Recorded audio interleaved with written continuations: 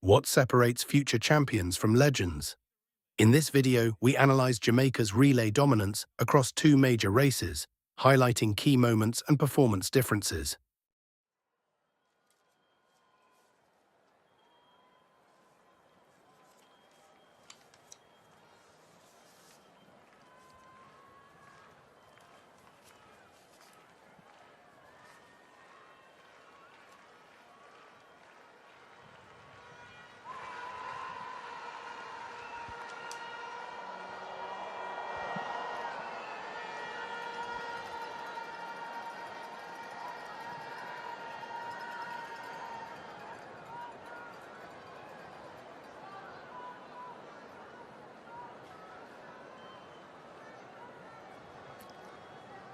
Jamaica on screen, on duty for her country in the 4x100 meters.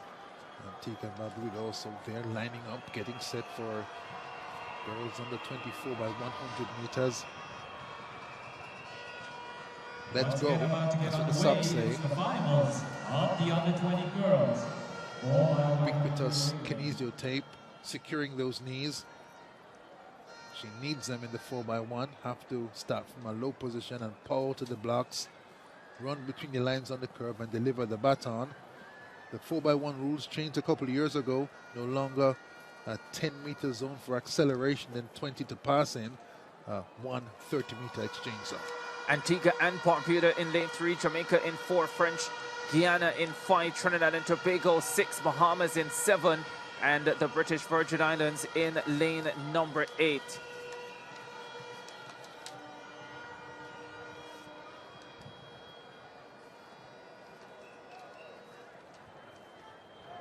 Frederick there for Trinidad and Tobago. Powerful runner. Lots of college coaches here. Saw former world champion David Oliver in the hotel today. Should have been looking at athletes like Frederick, who's looked so good in the 100 and has gone through to the 200 final. Shatania Dorset there for the Bahamas.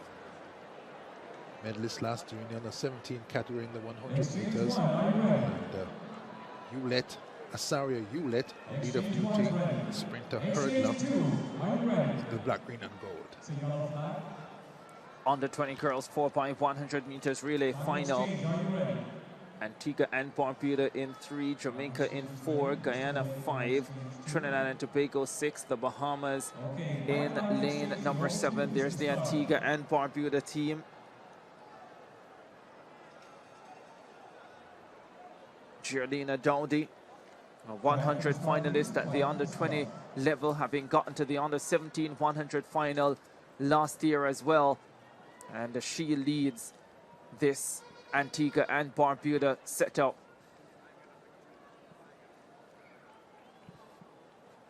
To do that, you've got to be quality, consistently sprinting in the Caribbean fierce, and to make finals back-to-back, a fine achievement. Name Dowdy, former Jamaican sprinter Peter Gay Dowdy. This one spelled with a Y, not an I. Same commitment to speed for both ladies.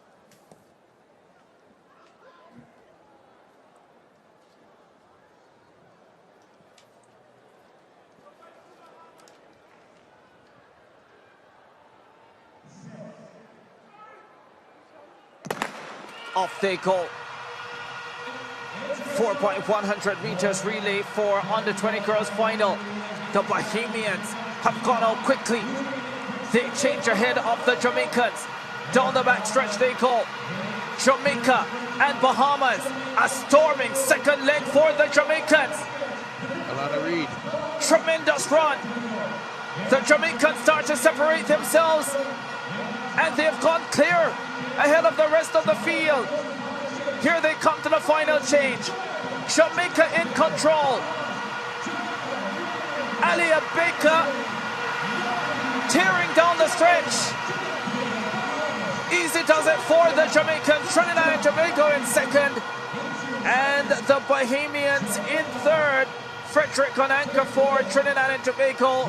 Dorset for the Bahamas, but the Jamaicans delivers Well, they deliver a fine performance with Alana Reid storming on the backstretch.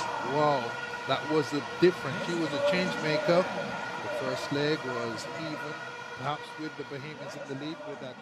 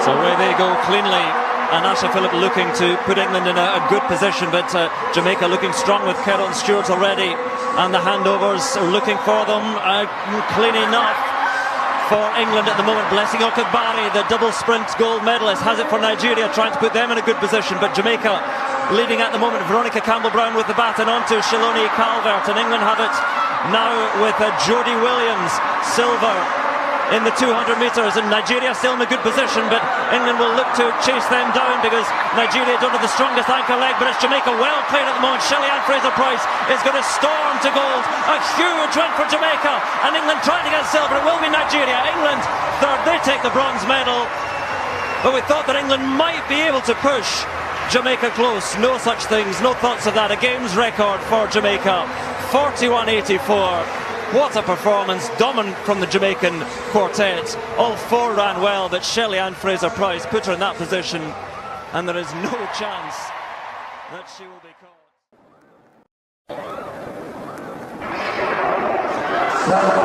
So away they go cleanly, and Asha Phillip looking to put England in a good position, but Jamaica looking strong with Carol Stewart already, and the handovers are looking for them clean enough for England at the moment. Blessing Okabari, the double sprint gold medalist, has it for Nigeria, trying to put them in a good position, but Jamaica leading at the moment. Veronica Campbell-Brown with the baton onto Shiloni Calvert, and England have it now with Jodie Williams, silver in the 200 metres, and Nigeria still in a good position, but England will look to chase them down because Nigeria don't have the strongest anchor leg, but it's Jamaica well played at the moment. Shelley-Ann Fraser-Pryce is going to storm to gold.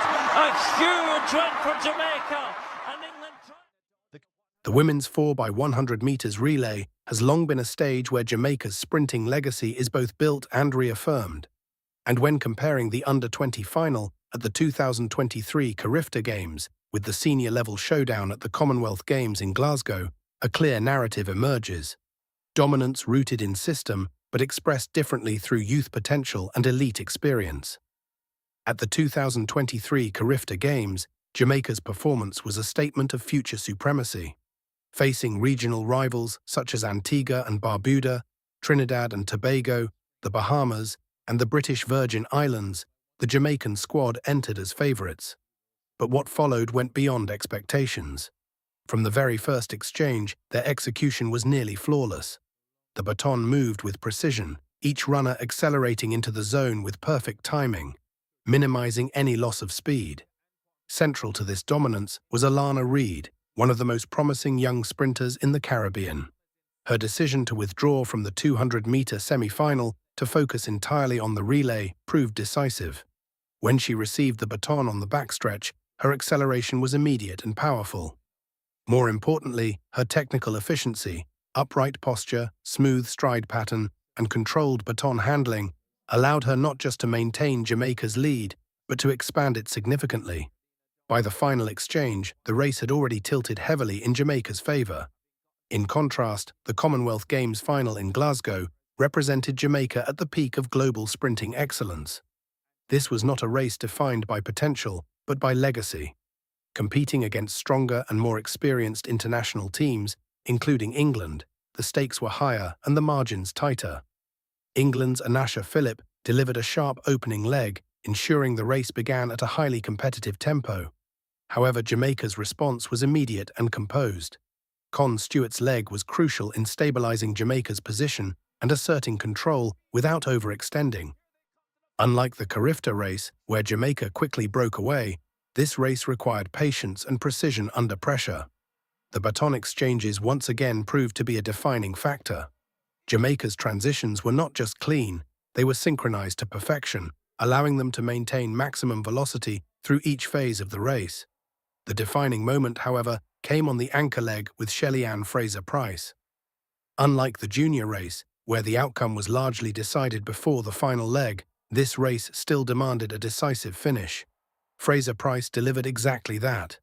Her acceleration, even against world-class competition, was unmatched. She didn't just secure the victory, she elevated it, turning a strong team performance into a memorable statement of dominance.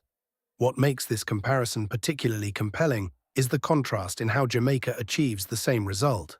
In the CARIFTA final, dominance came from overwhelming speed and technical superiority in a field that could not match their depth. It was a glimpse into the future, a system producing athletes like Reid who already exhibit elite-level discipline and execution. In Glasgow, however, dominance was forged through experience, composure, and the ability to execute under intense pressure. The presence of a global icon like Fraser-Pryce added a layer of assurance, but it was the collective precision of the entire team that made the difference. Ultimately, both races highlight different stages of the same sprinting ecosystem. One showcases the emergence of talent ready to take over the world stage, while the other represents the peak of that journey. Jamaica's strength lies not just in producing fast athletes, but in maintaining a relay culture where technique, timing, and trust are perfected across generations. Whether at the junior or senior level, the formula remains the same: clean exchanges, controlled aggression, and the ability to deliver when it matters most. And as these two races demonstrate, Jamaica doesn't just win relays, they define how they are run.